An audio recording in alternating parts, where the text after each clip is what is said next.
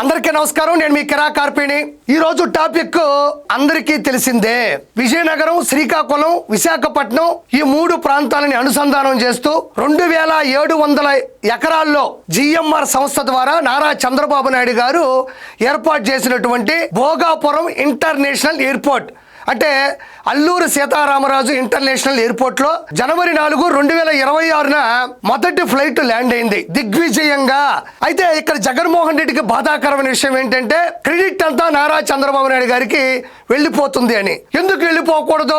నారా చంద్రబాబు నాయుడు గారు 2014 నుంచి 2019 మధ్యన ఆయన అధికారంలో ఉన్నప్పుడు విశాఖపట్నం, శ్రీకాకుళం, విజయనగరం ప్రాంతాలకి ఆర్థిక వ్యవస్థని బలంగా చేకూర్చాలి, బలంగా ముందుకు తీసుకెళ్లాలి అనే విషయంతో వేల ఎకరాలను రైతుల ద్వారా సమీకరించి మంత్రాలు చేసి ఎయిర్పోర్ట్ కట్టాలని శంకుస్థాపన చేయడం జరిగింది. జిఎంఆర్ సంస్థతో ఒప్పందాలు కూడా అంటే ప్రపంచ వ్యాప్తంగా ఇంటర్నేషనల్ ఎయిర్పోర్ట్లు కట్టేటువంటి జిఎంఆర్ సంస్థ ద్వారా ఒప్పందాలు చేసుకోవడం జరిగింది. అయితే శరవేగంగా పనులు జరిగే క్రమంలో వైఎస్ జగన్మోహన్ రెడ్డి ఊహించిన విధంలో సీఎం అవడం 2023లో మళ్ళీ భూమి పూజ చేయడం జరిగింది. ఆ తర్వాత మీకు తెలిసిందే, అన్నా క్యాంటీన్లు ఆపేసినోడు, టిట్కో ఇళ్ళని మూసేసినోడు, ప్రజా వేదికను కూల్చేసినోడు ఎయిర్పోర్ట్ కట్టాలని అనుకుంటాడా? కేవలం పబ్లిక్ స్టంట్ కోసం మాత్రమే భూమి పూజ జనాల కోసం సాక్షి పత్రిక ద్వారా, సాక్షి మీడియా ద్వారా చేయడం జరిగింది. మరి అదే అన్నా క్యాంటీన్లో 5 రూపాయలకు అన్నం పెట్టి అన్నా క్యాంటీన్లు ఆపేశాడు. మరి పేద ప్రజలకి తక్కువ రూపాయలతో ఇచ్చేటువంటి గూడు టిట్కోయిలని మూసేశాడు. ప్రజాస్వామ్యంలో ప్రజల డబ్బుల చేత కట్టినటువంటి ప్రజా వేదికని కూల్చేసినాడు. ఇలాంటి వ్యక్తి ప్రజలు ఎదిగితే, ప్రజలు ఫ్లైట్ లో ఎగిరితే తట్టుకుంటాడా? ఒకటే గుర్తుపెట్టుకోండి ప్రజలారా, జగన్మోహన్ రెడ్డికి ఎవరైనా ఎగిరితే నచ్చదు. ఎందుకంటే 151లో 5 ఎగిరిపోయింది. అప్పటి నుంచి ఏది ఎగిరినా, ఎవరు ఎగిరినా తట్టుకోలేకపోతున్నాడు. కాబట్టి ఈ ఆలోచన ఏదైతే భోగాపురం ఇంటర్నేషనల్ ఎయిర్పోర్టు ఆలోచన, ఆచరణ, ఆదరణ, credit goes to Nara Chandrababu Naidu గారు. కానీ నారా చంద్రబాబు నాయుడు గారికి వస్తున్నటువంటి ఈ గొప్ప ఆదరణని అతను తట్టుకోలేక ఆయన ఒక ట్వీట్ చేశాడు. ఒకసారి చూడండి. విశాఖపట్నంలో కొత్తగా నిర్మించిన భోగాపురం ఇంటర్నేషనల్ ఎయిర్పోర్ట్ లో తొలి విమానం ల్యాండింగ్ కావడం ఆంధ్రప్రదేశ్ అభివృద్ధి మార్గంలో ఒక మైలురాయి. ఈ ఎయిర్పోర్ట్ నిర్మాణంలో అసాధారణ కృషి చేసిన జిఎంఆర్ గ్రూప్ కు నా హృదయపూర్వక అభినందనలు. మా పాలనా కాలంలో వేగవంతమైన అనుమతులు సాధించడమే కాదు, ఎయిర్పోర్ట్ నిర్మాణం కోసం భూములు ఇచ్చిన వారి పునరావాసం కోసం, భూసేకరణ కోసం సుమారు 960 కోట్లు ఖర్చు చేయడం ద్వారా ఈ ప్రాజెక్టుకు బలమైన పునాది వేశాం. ప్రాజెక్టుకు సంబంధించినటువంటి ప్రధాన పనుల్లో గణనీయమైన భాగం అప్పుడే పూర్తయింది. ఆ రోజు మేము చేసిన కృషి ఇవాళ ఈ కీలక మైలురాయిని చేరుకునేందుకు ముఖ్య కారణంగా నిలిచింది. అలాగే విశాఖపట్నం పోర్టును భోగాపురం అంతర్జాతీయ విమానాశ్రయంతో అనుసంధానించే భోగాపురం ఎయిర్పోర్ట్ బైపాస్ జాతీయ రహదారి ప్రాజెక్టుకు 2023 మార్చిలో ఆమోదం ఇచ్చిన శ్రీ నితిన్ గడ్కరీ గారి కృషి, సహకారం నాకు ఎంతో గుర్తుంది. అయితే ఇప్పుడు ఏదైతే భోగాపురం అల్లూరు సీతారామరాజు ఇంటర్నేషనల్ ఎయిర్పోర్ట్ ద్వారా నారా చంద్రబాబు నాయుడు గారు చేసిన కృషికి గుర్తింపు వస్తుంటే తట్టుకోలేనటువంటి వైఎస్ జగన్మోహన్ రెడ్డి చేసినటువంటి అఫీషియల్ పేజ్ లో ట్వీట్ అన్నమాట. అయితే ఆ క్రెడిట్ అంతా నాదే, నేనే మొత్తం అనుమతులు తీసుకొచ్చాను, నేనే మొత్తం ఎకరాలు సమీకరించానని చెప్తున్నాడు. అంటే దీనికి నేను ఆజ్యం పోసిన రాజ్యం ఇది అంటున్నాడు. కానీ పూర్వం ఇదే ఎయిర్పోర్ట్ మీద అతను చేసినటువంటి అనుచిత వ్యాఖ్యలు ఎలా ఉన్నాయో ఒకసారి విన్నాం. ఉన్న విశాఖపట్నం ఎయిర్పోర్ట్ లో మధ్యాహ్నం పూట పోతే ఈగలు దొరుకుంటున్నాం. ఇది ఏ రకంగా న్యాయం? ఉన్న విశాఖపట్నం అంటే ఇక్కడ మాట్లాడుతున్నాడు, భోగాపురం ఎయిర్పోర్ట్కి దగ్గరలోనే విశాఖపట్నం ఎయిర్పోర్ట్ ఉంది కదా, నేను అక్కడికి వెళ్తే అక్కడ ఆ ఎయిర్పోర్ట్లో ఈగలు దోలుకుంటున్నాయి, మళ్ళీ భోగాపురం ఇంటర్నేషనల్ ఎయిర్పోర్ట్ అవసరం అంటున్నాడు. ఈగలు దోలుకుంటున్నాయంట. మరి విశాఖపట్నంలో ఉండేటువంటి జనాలు ఎంతమంది ఉన్నారు? విశాఖపట్నంకి టూరిజం ఎంతమంది వస్తారు? విశాఖపట్నం ఎంత అభివృద్ధి చెందినటువంటి ఆంధ్రప్రదేశ్లో ఉన్న ఒక ముఖ్యమైన భాగం. మరి అక్కడ ఈగలు దోలుకుంటున్నాయి నువ్వు అంటున్నావు కదా, మరి అక్కడెందుకు నువ్వు రుషికొండ ప్యాలెస్ కట్టావు? ఈగలు దోలుకోవడం అంటే ప్రజలకు ముందుగా గుర్తుకొచ్చేది వైఎస్ఆర్సీపీ పార్టీ. 151 నుంచి 5 ఎగిరిపోయి 11కు పడిపోయి పార్టీ ఈగలు దోలుకుంటుంది. అందరూ కూటమి ప్రభుత్వంలోకి వెళ్ళిపోతున్నారు. నువ్వు చేసిన పాపాలు, నీలో ఉన్న లోపాలు, నువ్వు సృష్టించిన అరాచకం, నువ్వు చంపిన ప్రజల ప్రాణాలు, వీటన్నిటిని దృష్టిలో పెట్టుకుని నీ దగ్గర ఉంటే నువ్వు ఎలాగో జీవితంలో గెలవు, నీ దగ్గర ఉంటే చెడ్డ పేరు వస్తుందని అందరూ కూడా కూటమి ప్రభుత్వంలోకి వెళ్ళిపోతున్నారు, కూటమిలో జాయిన్ అవుతున్నారు. కాబట్టి నీ పార్టీ ఈగలు దోలుకుంటుంది. మరి ఈగలు దోలుకుంటుంది అని చెప్పిన నువ్వే ఈరోజు భోగాపురం ఎయిర్పోర్ట్ ఓపెన్ అవ్వడానికి లేదంటే మొదటి ఫ్లైట్ ల్యాండింగ్ అవ్వడానికి నేనే కారణం అని ఎందుకు చెప్తున్నావు నువ్వు? ఇక్కడ చూడండి, ఎయిర్పోర్ట్ బాగా ఉన్నదాన్ని వదిలేసి వేరే చోటికి పోయి ఎయిర్పోర్ట్ పేరిట అక్వైర్ చేయాలి అని చెప్పి దిక్కుమాలిన ఆలోచన చేయడం.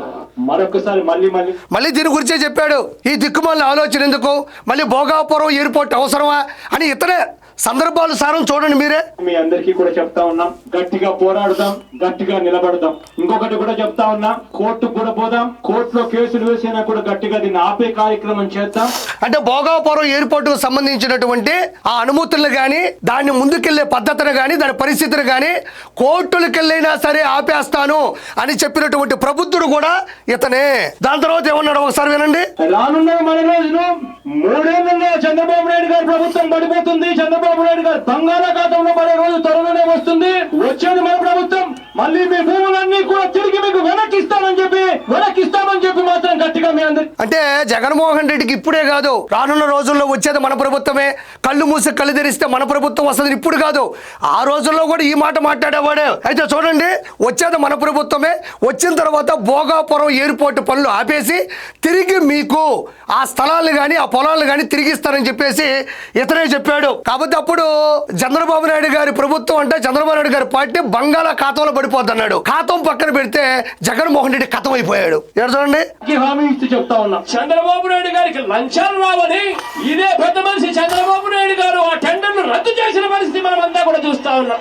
రెండోసారి టెండర్లు పిలిచారు. ఆ రెండోసారి టెండర్లు పిలిచిన దాంట్లో మళ్ళీ ఎయిర్పోర్ట్స్ అథారిటీ ఆఫ్ ఇండియా వాళ్ళు మళ్ళీ ఎక్కడ వస్తారేమో అని చెప్పి ఇక్కడ గమనించినట్లయితే అక్కడ మాట్లాడేది లంచాల కోసం, కమిషన్ల కోసం. గ్రంథి మల్లికార్జున రావు గారి ఎవరైతే ప్రపంచవ్యాప్తంగా ఇంటర్నేషనల్ ఎయిర్పోర్ట్లు కడతాడో ప్రసిద్ధిగాంచిన సంస్థకి ఏదైతే ఇచ్చారో దాని గురించే చెప్తున్నాడు.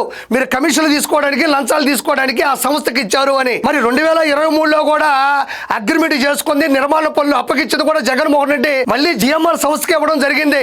మళ్ళీ ఇప్పుడు ఫినిష్ చేసింది కూడా జిఎంఆర్ సంస్థే. ఇప్పుడు ఇందాక కూడా నేను మీకు ఒక ట్వీట్ చూపించాను, దాంట్లో కూడా జిఎంఆర్ సంస్థ గురించి పొగుడున్నాడు. ఇది చూడండి, ఏకంగా ఎయిర్పోర్ట్స్ అథారిటీ వాళ్ళు రాకుండా ఎలిజిబిలిటీ క్రైటీరియాను సైతం మార్చిన ఘనత ఈ చంద్రబాబు నాయుడు గారి దిక్కుమాలిన ప్రభుత్వంలో చూస్తా ఉన్నాం. ఇవాళ మనం ఎర్ర బస్సు కూడా రాని ఈ గ్రామానికి ఎయిర్పోర్ట్ ఎందుకు సార్ అని అడుగుతా ఉంది నర్సాయమ్మ.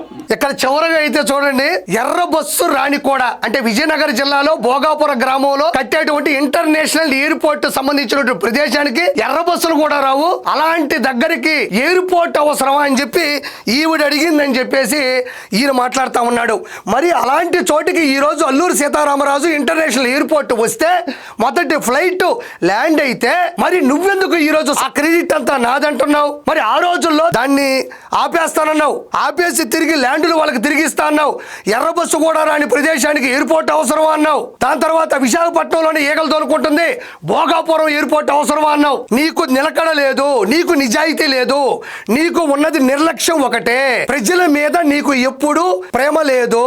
ప్రజావేదికను కూల్చేసినోడికి, అన్నా క్యాంటీన్లు ఆపేసినోడికి, టిల్ట్కో ఇళ్ళని మూసేసినోడికి ఎయిర్పోర్ట్ లో ప్రజలు ఎగిరితే ఒప్పుతుందా?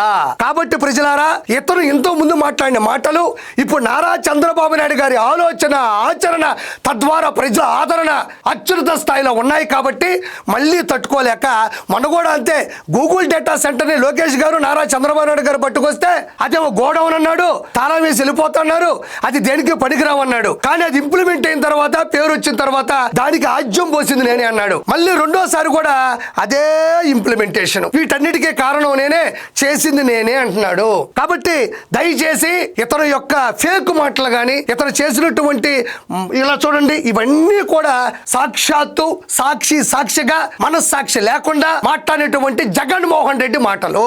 కాబట్టి దయచేసి ఇవన్నీ గుర్తుంచుకోవాల్సిందిగా మనస్ఫూర్తిగా కోరుకుంటున్నాను.